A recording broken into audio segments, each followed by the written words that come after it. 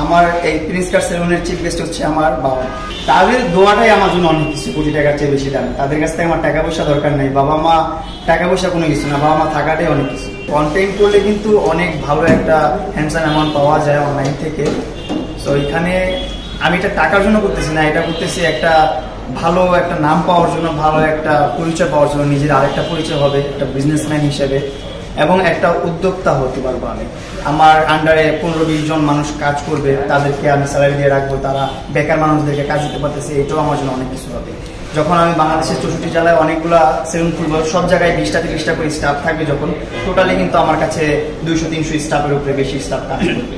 এটাও কিন্তু একটা কি বলে আর্থিক সহযোগিতা বলতে পারেন, অন্যরকম অনেক কিছু। যেহেতু আমি মিডিয়া লাইনে আছি, মিডিয়া লাইনে কিন্তু নিজের রূপচর্চাটা অনেক বেশি প্রয়োজনীয়। আপনি যেটা জানেন, রূপচর্চা অনেক বেশি প্রয়োজন, যেমন হচ্ছে হেয়ার কালার, হেয়ার কাট, আপনার স্কিন কেয়ার, বডি কেয়ার, এগুলো খুবই মাস্ট প্রয়োজন। এইগুলো যদি আপনার ফ্রেশ না থাকে, সুন্দর না থাকে, তাহলে কিন্তু আপনি মিডিয়াতে কাজ করতে পারবেন না। এটা হচ্ছে একটা পয়েন্ট। দ্বিতীয় পয়েন্ট হচ্ছে মানুষের চুল, দাড়ি, মুছ এগুলা নিয়মিত গজায়, এটা কখনো বন্ধ হয় না, মানে এটা গজাতে থাকে মৃত্যুর আগ পর্যন্ত, তাই তো। তো এটা হচ্ছে এমন একটা বিজনেস যেখানে আমি আপনাদের সবাইকে সার্ভিস দিতে পারতেছি আর নিজেও একটা সার্ভিস নিতে পারতেছি। এই বিজনেসটা আমার তো ওরকম বিউটি নিয়ে এত আইডিয়া নাই। আমার মাসুদ খান ভাইয়া যে আছে, উনি হচ্ছে বাংলাদেশের একজন বিউটি এক্সপার্ট মানুষ। উনি 64 জেলায় তৃণমূল নিয়ে কাজ করেছেন, সরকারি অনেক প্রজেক্ট নিয়ে কাজ করেছেন, ওনাকে বিউটি সেকশনে সবাই চিনে। সো ওনার অনেক আইডিয়া, উনি যেহেতু আমার পাশে আছে তাই আমি অনেক একটা ভরসা পেয়েছি। যেহেতু প্রচারের দায়িত্ব আমার, আর বাদ বাকি যা দায়িত্ব সব ছেলে মাসুদ ভাইয়ের, কারণ উনি এগুলোর এক্সপার্ট। বাবা মার সহযোগিতা পেয়েছেন কিরকম? তাদের দোয়াটাই আমার জন্য অনেক কিছু, কোটি টাকার চেয়ে বেশি দাম। তাদের কাছ থেকে আমার টাকা পয়সা দরকার নেই, বাবা মা টাকা পয়সা কোনো কিছু না, বাবা মা থাকাটাই অনেক কিছু। আমার এই প্রিন্স কাট সেলুনের চিফ গেস্ট হচ্ছে আমার বাবা।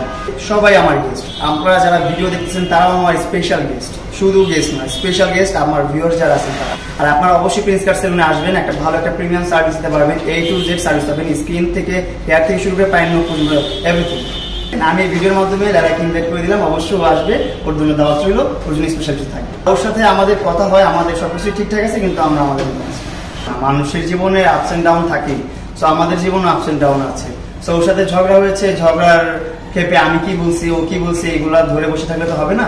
ও যা বলছে, ওর যা মন চাইছে বলছে, আমার যা মন চাইছে আমি তা বলছি। আমার ভিউ বা টাকা পয়সার প্রতি ওরকম লোভ নাই, কারণ আপনি যদি দেখতেন, যদি ভিউর লোভ করতাম তাহলে কিন্তু আমার পেজে প্রতিদিন একটা করে কন্টেন্ট আমি আপলোড করতাম।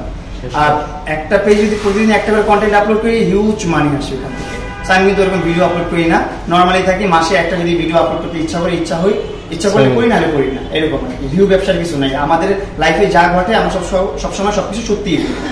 মিডিয়ার লাইনে প্রায় হচ্ছে আপনার 6-7 বছরের কেরিয়ার। লাইলার সাথে পরিচয় আমার 3.5 বছর, 3 বছর 3.5 বছর ওর সাথে পরিচয়। আমার কেরিয়ার হচ্ছে 6-7 বছরের। তো এর মধ্যে হচ্ছে আমি কিন্তু কখনোই আমার ভিউ ওইরকম ভাবে ডাউন করার মতন কিছু ছিল না।